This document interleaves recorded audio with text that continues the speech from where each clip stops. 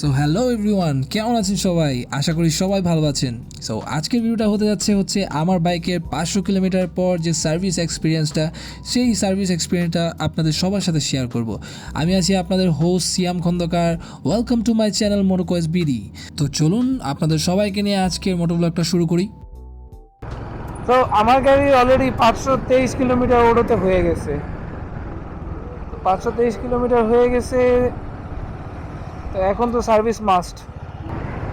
আমি অ্যাকচুয়ালি বাইকটা নিয়ে যতরকম এক্সপেকটেশনস রাখছি, বাইকটা অ্যাকচুয়ালি আমার এক্সপেকটেশনস এক্সিড করছে। প্রোজ অ্যান্ড কনস আছে, সব বাইকেরই থাকে। আমি কয়েকটা পয়েন্টে বলি যে 500 কিলোমিটারের এক্সপিরিয়েন্সটা আমার কেমন ছিল। যে এই বাইকের ব্রেকিংটা অসাধারণ। আমি ক্লাসিকও চালাইছি, টেস্ট রাইড দিছি, কিন্তু ক্লাসিকের তুলনায় এটার ব্রেকিং রেসপন্স অসাধারণ। মানে ক্লাসিকে যেমন মনে হয় যেমন ব্রেক দেওয়ার পর যেমন একটু লেট রেসপন্স করে, বাট এই বাইকটা ইমিডিয়েট। এই যে আমি এখন 40-এর মধ্যে আছি, দেখি পিছনে কিছু আছে নাকি। এই 40 স্পিডের মধ্যে আমি যে ফুল ব্রেক দিব, মানে কি রেসপন্সিভ। পজিটিভিটি নাম্বার 1 ছিল ব্রেকিং, অ্যান্ড পজিটিভ রিভিউর মধ্যে বলবো কন্ট্রোলিং সেকেন্ড। ভাই এই বাইকের কন্ট্রোলিং অসাধারণ। বাই দ্য ওয়ে, আমি কিন্তু শুধুমাত্র আমার 500 কিলোমিটারের এক্সপিরিয়েন্সটা শেয়ার করতেছি। সামনে আরও যখন চালাবো তখন একদম ফুল ডিটেল নিয়ে আসবো। এটা হচ্ছে ফার্স্ট ইমপ্রেশন রিভিউ। হ্যাঁ, বাইকের 500 কিলোমিটারের ফার্স্ট ইমপ্রেশন রিভিউ। এই বাইকের কন্ট্রোলিং অসাধারণ। এই যে ইউজ করতেছি, এইভাবে খুশি, যেভাবে খুশি, ডানে বামে, হালকা লিন হয়ে, হালকা কার্ভ হয়ে, মানে যেভাবে খুশি সেইভাবে এটা মুভ করা যায়। আরেকটা পজিটিভ দিক, 13 লিটার ট্যাঙ্ক। এত বড় ইঞ্জিন, এত হায়ার সিসি হওয়া সত্ত্বেও তারা এই যে 13 লিটার ট্যাঙ্ক দিছে, এটাও খারাপ না ওই হিসাবে ভালোই। সো দ্রুত ফিউল ফিল আপ করতে হয় না। এই ছিল 3টা পয়েন্ট। আর 4 নাম্বার পয়েন্ট হচ্ছে অ্যামেজিং একটা ইঞ্জিন। এই ইঞ্জিনটার থেকে যেই পরিমাণ একটা র টর্ক ফিল করা যায়, এটা না বললেই না। অবশ্য ফুল পোটেনশিয়ালে ইউজ করতে পারছি না, যেহেতু ওই যে বললাম ব্রেকিং পিরিয়ড মানতে হচ্ছে। আমি ওরকম ভাইব্রেশন ফিল করতেছি না।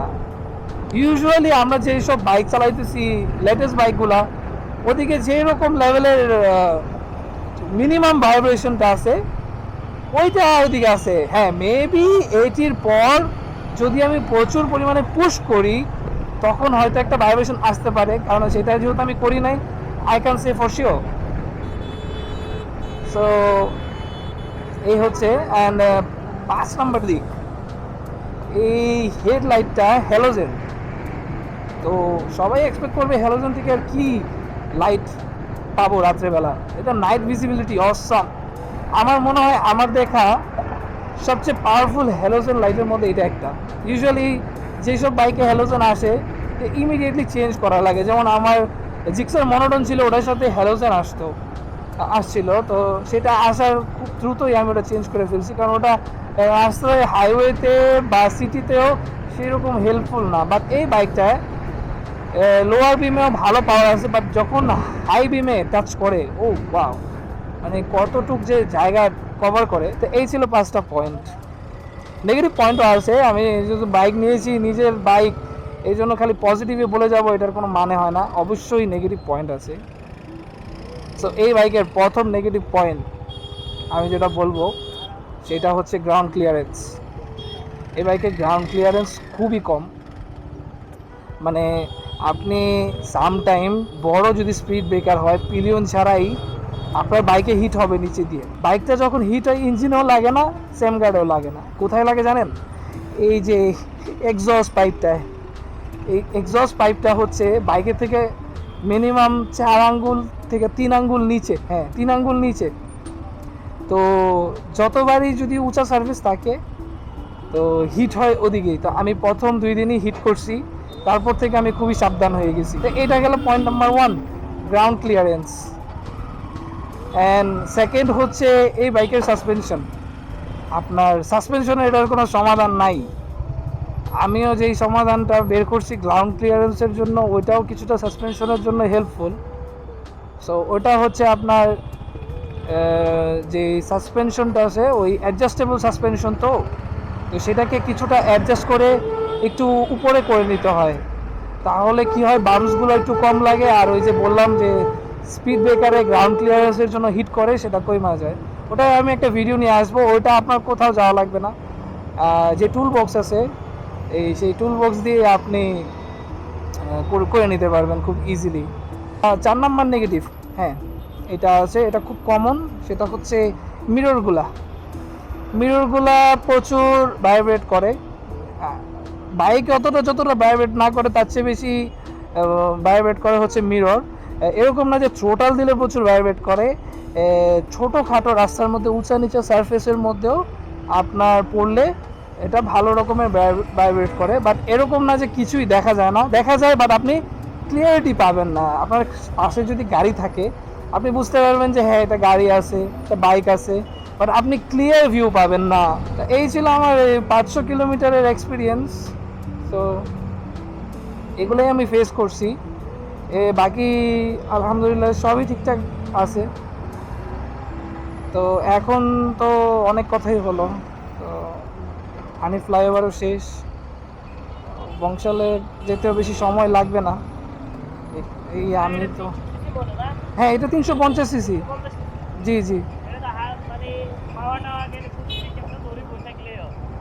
এই তো এসে পড়ছি। এই বংশালকে আপনার শেষের দিকে একদম যতগুলা দোকান আছে ওগুলো সব ক্রস করার পর শেষের দিকে আসলেই আপনি মনে করেন এই যে এই বামে ঢুকলেই ওদের রয়্যাল এনফিল্ডের যে শোরুমটা এদিকে। তো দেখি কি অবস্থা, কী লেনদেন, সার্ভিসের জন্য ওদের কি কি প্রসিজার আছে সেটাই দেখার বিষয়। কি ব্যাপার, ও না খোলা তো, I think Optimus motors, Optimus motors নাম দেওয়া হয়েছে। সার্ভিসের জন্য মনে হয় এদিক দিয়ে ঢুকতে হয়। আচ্ছা দেখি। তো আসার পরে ওনারা বাইকটা সার্ভিসের জন্য প্রিপেয়ার করলো, অ্যান্ড ততক্ষণ পর্যন্ত আপনাদেরকে চলুন শোরুমটা ঘুরিয়ে নিয়ে আসি, যে শোরুমে কি কি অফার করছে তারা অ্যান্ড কী কী আছে।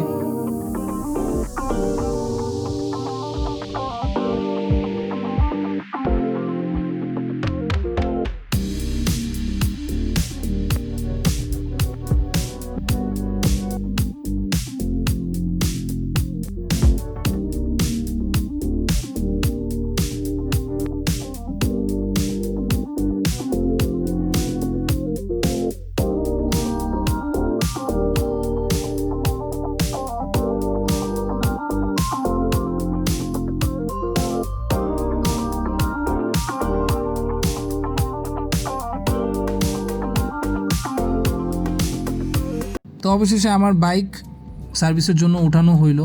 তারপরে পার্ট বাই পার্ট তারা প্রত্যেকটা পার্টস খুললো, খোলার পর এয়ার ফিল্টারটা প্রথমে খুলে সুন্দর করে ক্লিন করলো, কারণ এটা এখন রিউজেবল আসে এখন। আর সবচেয়ে ভালো লাগছে হচ্ছে তারা প্রত্যেকটা বাইকের যে জিনিসগুলো খুলে রাখে এইটার জন্য আলাদা একটা কম্পোনেন্ট রাখা হয়েছে, যে কোনো বাইকের কোনো পার্টসের যেন ড্যামেজ না হয়। দেন আমি একটা ইঞ্জিন অয়েল কিনলাম অ্যান্ড একটা ইঞ্জিন অয়েল ফিল্টার কিনলাম, যেটা পারচেস করতে হয়েছে, কারণ 500 কিলোমিটার পর এই দুইটা জিনিস চেঞ্জ করতে হয়। দেন সুন্দর করে তারা ব্রেকটা ঘষে টষে দিল যেন ক্লিয়ারলি ব্রেকটা ধরতে পারে। তারপরে হচ্ছে বাইকের গ্রিস করলো যেন বাইকটা এখন ইজিলি মুভ করতে পারে, কারণ সব কটা জিনিসই স্টিফ ছিল, হার্ড ছিল, তো খুব সুন্দর করে করলো। দেন ওনারা প্লাগটা ক্লিন করলো, দেন চেইন অ্যাডজাস্টমেন্ট করলো, তারপরে হচ্ছে বাকি যে জিনিসগুলো করতেছে খুব সুন্দরভাবে করছে। দেন লাস্টলি তারা ইঞ্জিন অয়েলটা ড্রেন দিয়ে দিল। ইঞ্জিন অয়েলটা ড্রেন দেওয়ার পর তারপরে হচ্ছে ইঞ্জিন অয়েল ফিল্টারটা লাগাইলো, আর এটার সাথে একটা সিল আছে, এটাও পারচেস করতে হয়, তো এটাও সাথে লাগাই দিল ইনটেক সিলটা। দেন ওনারা ক্লাচ অ্যাডজাস্টমেন্ট করলো, খুব সুন্দরভাবেই করলো। দেন লাস্ট আমার ইঞ্জিন অয়েলটা ওনারা ঢেলে দিল।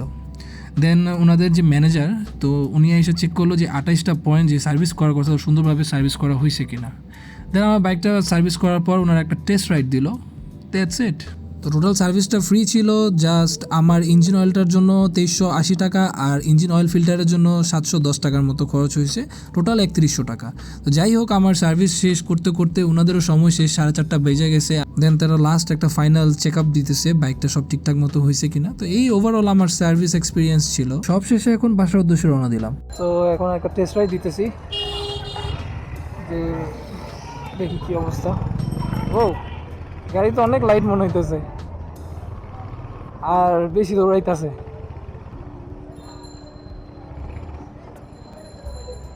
এখন থেকে লাইট ফিল করতেছি আমি, ফিলস অলরাইট, ভেরি রেসপন্সিভ। যাক, এক্সপেকটেশনস ফুলফিল করতে পারছি। ছোট একটা শর্ট রাইড দিছি, এতটুকু একটা আইডিয়া হয়ে গেছে। মানে আমার সময় নাই, যেতে হবে। ঠিক আছে ভাইয়া, ওকে, থ্যাংক ইউ। সব সুন্দর মতোই সার্ভিস করলো, আমাদের সার্ভিসটা খুবই ভালো ছিল আর প্রচুর পরিমাণে কাস্টমার কনসিয়াস। তারা আর কি প্রত্যেকটা ডিটেলস খুব সুন্দর করে জিজ্ঞেস করলো। সো ভালোই লাগলো, ওদের কাস্টমার সার্ভিসটা খুবই ভালো। সো এই ছিল আমার সম্পূর্ণ সার্ভিসের যে এক্সপিরিয়েন্সটা।